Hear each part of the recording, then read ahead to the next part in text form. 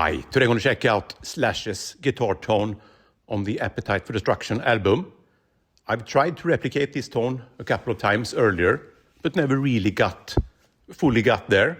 I think that's mostly because I used not the correct speaker. I used the bass version of the G12-80, whereas Slash most likely used the lead version of G12-80. But today I have the correct speaker, so I'm going to put that in the B cab. The rest of the speakers are vintage 30, but I'm going to close mic the G12-80 here. So basically it can be considered a 4x12 of G12-80 Lead Cone.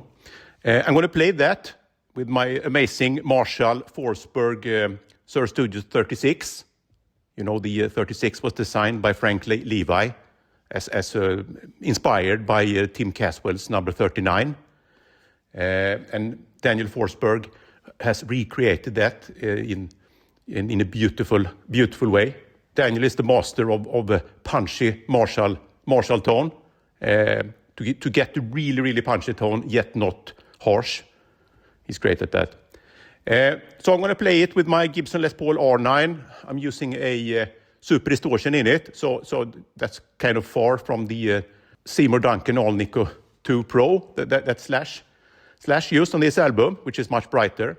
But this is going to get really close, I promise. Not my playing, but the tone. I'm going to play a Slash riff here, and then actually we're going to throw in a 4x12 with G12-65 speakers also afterwards, so you can see how much because that's that's basically the G12-80, but with a medium magnet instead of a heavy magnet. Just so you see how important it is to have exactly this speaker to get this crystal. It sounds like the amp explodes and there is kind of bolts of lightning coming down and so on.